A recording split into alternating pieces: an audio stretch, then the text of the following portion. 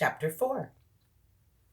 Far away on the opposite spiral arm of the galaxy, 500,000 light-years from the star Sol, Zaphod Beeblebrox, president of the Imperial Galactic Government, sped across the seas of Damagran, his ion-drive delta boat winking and flashing in the Damagran sun. Damagran the hot, Damagran the remote, Damagran the almost totally unheard of. Damagran, secret home of the Heart of Gold. The boat sped on across the water. It would be some time before it reached its destination because Damagran is such an inconveniently arranged planet. It consists of nothing but middling to large desert islands separated by very pretty but annoyingly wide stretches of ocean. The boat sped on. Because of this topographical awkwardness, Damagran has always remained a deserted planet.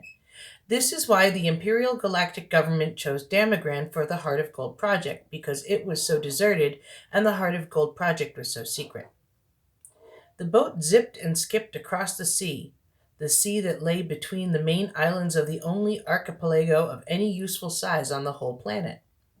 Zaphod Beeblebrox was on his way from the tiny spaceport on Easter Island. The name was an entirely meaningless coincidence. In Galactaspeak, Easter means small, flat, and light brown. To the Heart of Gold Island, which, by another meaningless coincidence, was called France. One of the side effects of work on the Heart of Gold was a whole string of pretty meaningless coincidences.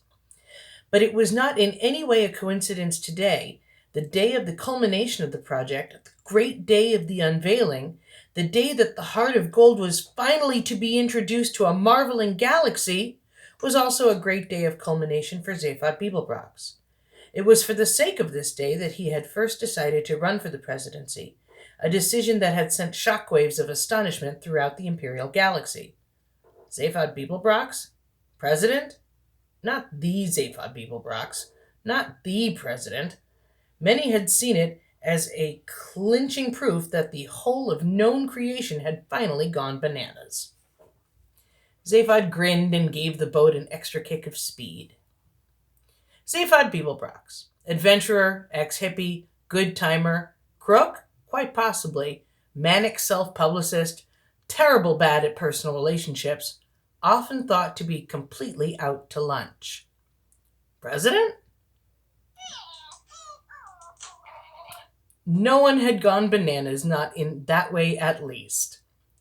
Only 6 people in the entire galaxy understood the principle on which the galaxy was governed, and they knew that once Zaphod Beeblebrox had announced his intention to run as president, it was more or less a fait accompli. He was ideal presidency fodder. Footnote. President. Full title, President of the Imperial Galactic Government. The term imperial is kept, though now it is an anachronism. The hereditary emperor is nearly dead and has been for many centuries. In the last moments of his dying coma, he was locked in a stasis field which keeps him in a state of perpetual unchangingness. All his heirs are now long dead, and this means that without any drastic political upheaval, power has simply and effectively moved a rung or two down the ladder, and is now seen to be vested in a body that is used to act simply as advisors to the emperor, an elected governmental assembly, headed by a president elected by that assembly. In fact, it vests in no such place. The president in particular is very much a figurehead. He wields no real power whatsoever.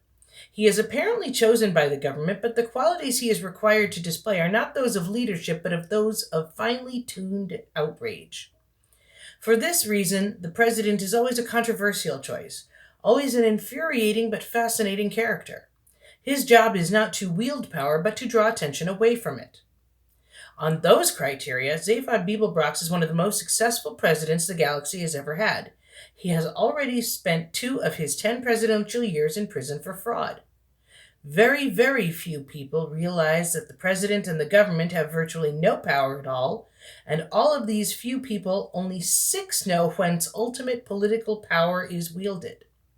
Most of the others secretly believe that the ultimate decision-making process is handled by a computer. They couldn't be more wrong. What they completely failed to understand was why Zaphod was doing it. He banked sharply, shooting a wild wall of water at the sun. Today was the day. Today was the day when they would realize what Zaphod had been up to. Today was what Zaphod Beeblebrox's presidency was all about. Today was also his 200th birthday, but that was just another meaningless coincidence. As he skipped his boat across the seas of Damagran, he smiled quietly to himself about what a wonderful, exciting day it was going to be. He relaxed and spread his two arms lazily along the seat back. He steered with an extra arm he'd recently had fitted just beneath his right one to help improve his ski boxing. Hey, he cooed to himself, you're a real cool boy, you. But his nerves sang a song shriller than a dog whistle.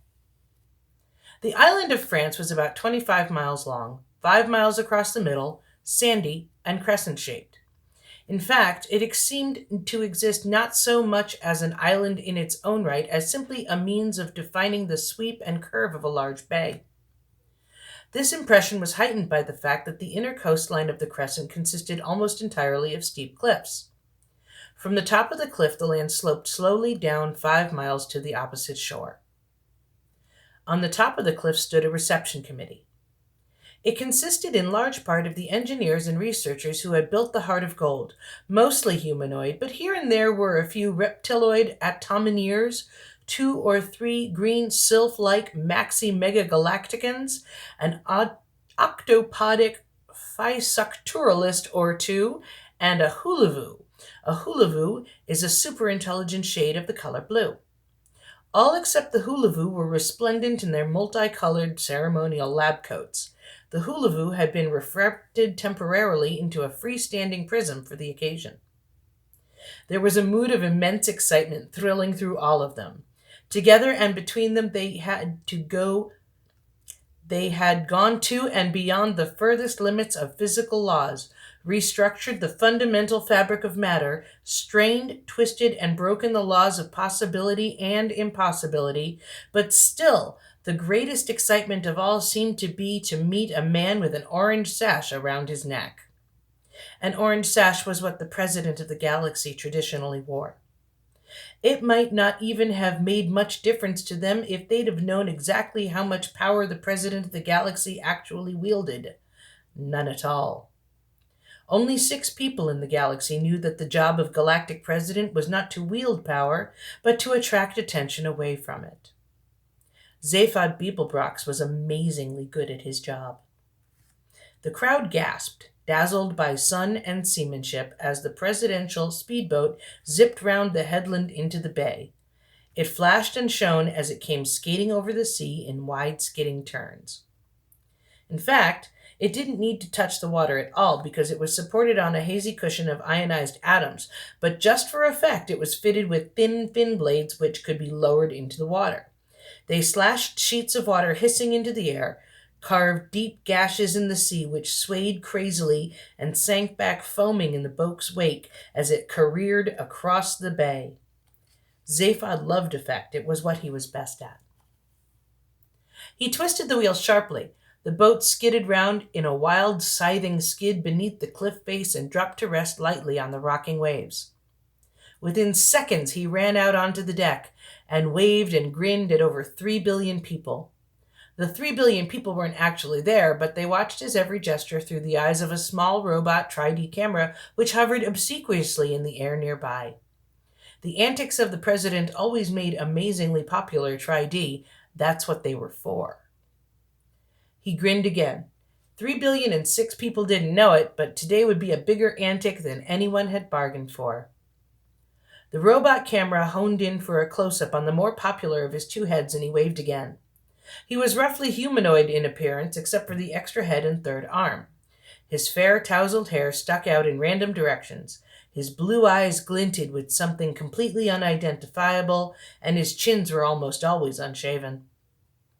A 20-foot-high transparent globe floated next to his boat, rolling and bobbing, glistening in the brilliant sun.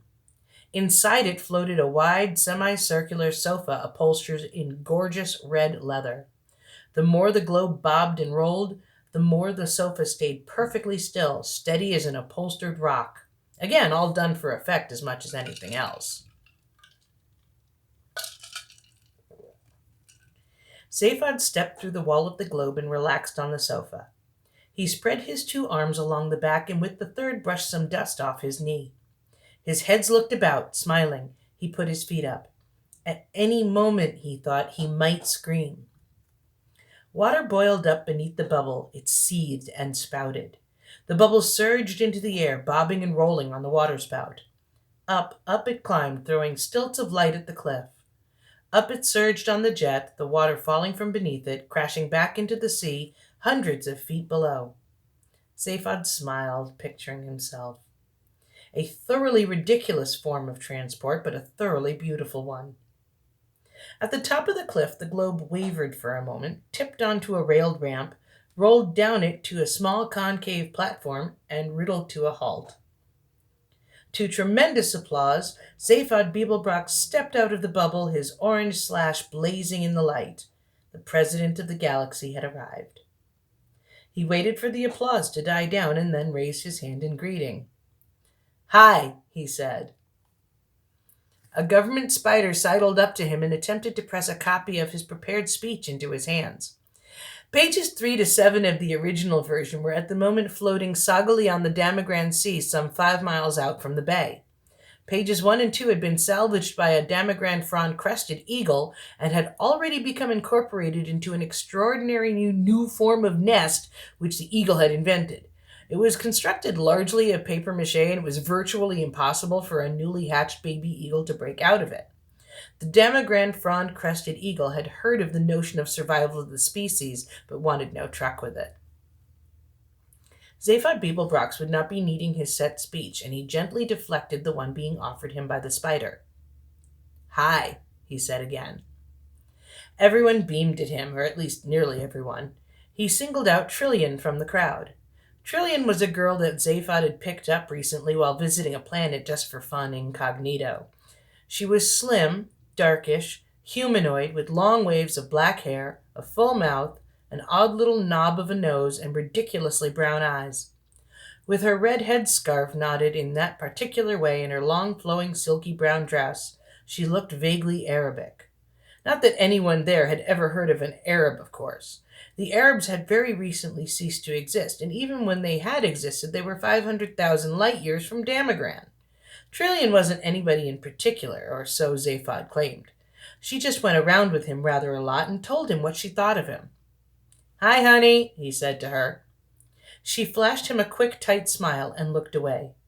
Then she looked back for a moment and smiled more warmly, but by this time he was looking at something else.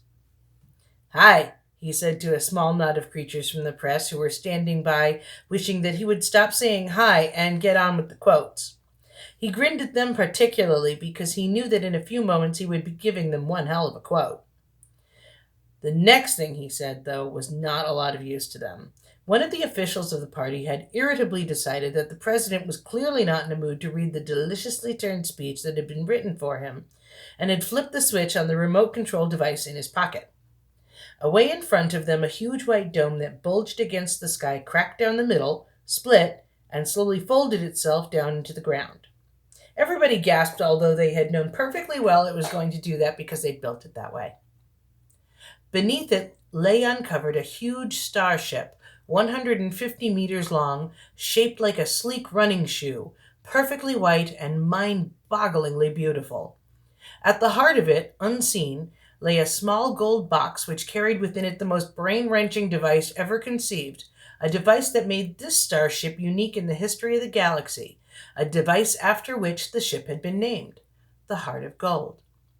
"Wow," said Zaphod Beeblebrox to the Heart of Gold.